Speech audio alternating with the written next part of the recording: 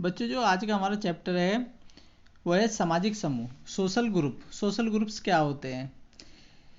तो हम जो है सामाजिक जो समूह है उसी पे आज जो डिस्कस करेंगे। ये हमारा 6th चैप्टर है और प्रश्न है हमारा सामाजिक समूह क्या है, या सामाजिक समूह का प्रकृति और सामाजिक समूह की विशेषताएं बताइए। तो बच्चों इसमें सामाजिक समूह क्या होते हैं, सोशल ग्रुप्स क्या होते हैं, जैसे कि एक सामान्य सी हमारी डेफिनेशन है क्या। जैसे कि हम सामान्य बोलचाल की भाषा में तो ना कह देते हैं, एक ट्रेन में जो व्यक्ति इतना सफ़र कर रहे हैं, पार्क में बैठे हुए व्यक्ति, ये एक तो ना सामाजिक समूह। पर बच्चों समाजशास्त्रीय भाषा में उसको हम सामाजिक समूह नहीं कहेंगे। समाजशास्त्रीय भाषा में सामाजिक समूह क्या होते हैं? समाजशास्त्रीय भाषा में सामाजिक समूह वो होते हैं जहाँ पर आपस में अंत्य क्रियाएँ होती हों, सामाजिक अंत्य क्रियाएँ होती हों, सामाजिक अंत्य संबंध बनते हों, वहाँ पर जो है सामाजिक समूह होते हैं। जैसे मैं आपको पढ़ाना चाहूँगा, सामाजिक समूह। मनुष्य का जीवन वास्तव में एक सामाजिक जीवन है। यही कारण है कि सामाजिक समूह को समाजशास्त्रीय अध्ययन में एक समाज प्राथमिक अवधारणा के रूप में देखा जाता है। तो इसमें क्या है, जब कुछ व्यक्ति किसी विशेष आधार पर अपने ही समान कुछ दूसरे व्यक्तियों के संपर्क में आते हैं अथवा उनके प्रति जागरूक होते हैं, तब व्यक्तियों के इसी स्थायी अथवा अस्थायी संगठन को हम सामाजिक समूह कहते हैं। तो ये बच्चों एक हमारी जो है डेफिनेशन है, मतलब जो साधारण बोलचाल की भाषा में कहते हैं। अब क्या है सामाजिक समूह का अर्थ? सामाजिक समूह का अर्थ क्या होता है?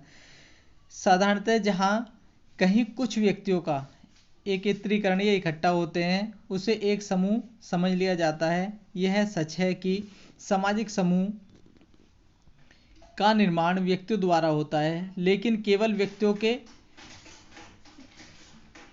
समूह को ही एक सामाजिक समूह नहीं कहा जा सकता। उदाहरण के लिए जैसे शाम को पार्क में बैठे हो, जैसे मैंने अभी बताया था, शाम को पार्क में बैठे सैकड़ों लोगों की भीड़, रेल के डिब्बे में बैठे हुए बहुत से लोगों या सिनेमा घर में बैठे हुए तो ना दर्शक, तो वहाँ पे क्या है, हम उसको जो है सामाजिक समूह नहीं कहेंगे। सामाजिक समूह हम किसे कहेंगे? सामाजिक समूह हम उसे कहेंगे जहाँ पे इनमें सामाजिक समूह संबंधों की विशेषताएं यह प्रत्यक्ष रूप से, जो प्रत्यक्ष क्या होती है बिल्कुल सामने, अप्रत्यक्ष जो प्रत्यक्ष रूप से, ये अप्रत्यक्ष रूप से सामाजिक संबंध अथवा अंतःक्रियाएं होती हों, उसी को हम क्या है सामाजिक समूह कहेंगे। जैसे मैकाइवर पेज साहब ने भी कहा, हमारे सामाजिक समूह से तात्पर्य व्यक्ति किसी भी ऐसे संग्रह से है जो व्यक्ति संबंधों के कारण एक दूसरे के समीप है।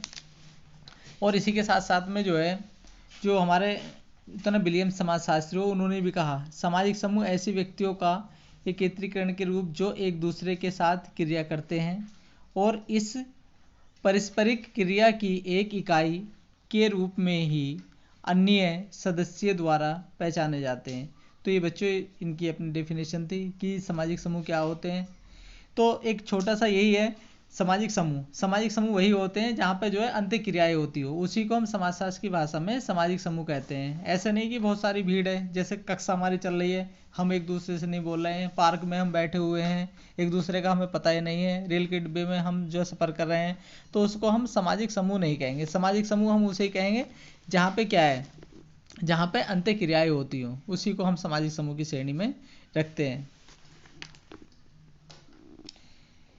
ये स्मॉल, ये भी कहते हैं क्या, सामाजिक समूह का अर्थ अधिक या कम ऐसे व्यक्तियों से है जिसके बीच इस तरह के संबंध पाए जाते हैं कि उन्हें एक संबंध इकाई के रूप में देखा जाने लगे। तो ये बच्चों उन्हें स्मॉल जी ने भी कहा कि जो सामाजिक समूह के रूप में उनको हम देखा जा सके। सामाजिक समूह की जो विशेषताएं, सामाजिक समूह की अपनी जो विशेषताएं होती हैं क्या होती है? समूह व्यक्तियों का संग्रह है। तो सामाजिक समूह क्या है ये तो पता ही चलता है, जो हमारे सोशल तो ना ग्रुप होते हैं, तो वहाँ पे क्या होता है, व्यक्तियों का संग्रह होता है, व्यक्ति इकट्ठा होते हैं। पर हम सामाजिक समूह उसे कहेंगे जहाँ पे जो है अंत्य क्रियाएं होती हों, निश्चित संरचना। तो जो सामाजिक समूह होता है उसके हमारी एक निश्चित तो ना संरचना होती है, कार्यों का विभाजन।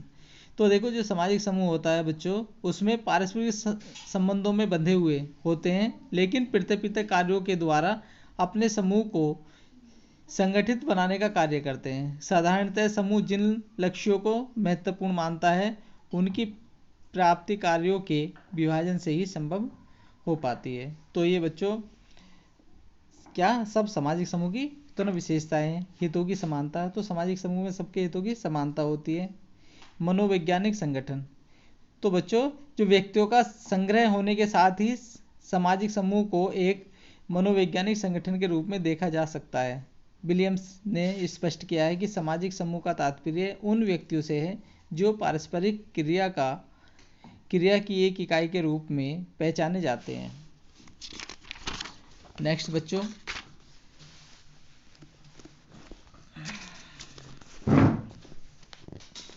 आदर्श नियमों की प्रधानता। तो देखो सामाजिक समूह में क्या होते हैं, जो आदर्श नियम होते हैं उनकी जो प्रधानता होती है। आदर्श समूह में सामाजिक समूह ऐसी इकाई है जिसमें बहुत से आदर्श नियम द्वारा नियंत्रित किया जाता है। यह आदर्श नियम साधारणतः अलिखित होते हैं तथा सदस्यों में भावात्मक एक रूपता उत्पन्न करते हैं। जो आदर्श नियम होते हैं वो उसमें कोई लिखित नहीं होते, सब क्या है एक दूसरे की भावनाओं से जुड़े होते हैं। निश्चित आकार, अनिश्चित आकार, जो सामाजिक समूह होता है उसका एक अनिश्चित आकार होता है, ऐसा नहीं कि उसको कोई जो निश्चित आकार हो या संकुचित आकार हो। नेक्स्ट, ऐच्छिक सदस्यता। जो सामाजिक समूह होती है उसकी ऐच्छिक न सदस्यता होती है। व्यक्ति अपनी इच्छा से उसको ग्रहण कर सकता है और व्यक्ति अपनी इच्छा से सामाजिक समूह को जो है छोड़ सकता है। नियंत्रण का अधिकरण, जो सामाजिक समूह होते हैं वो हमारे उसमें प्रकृति ऐसी होती है कि जो नियंत्रण का अधिकरण करते हैं।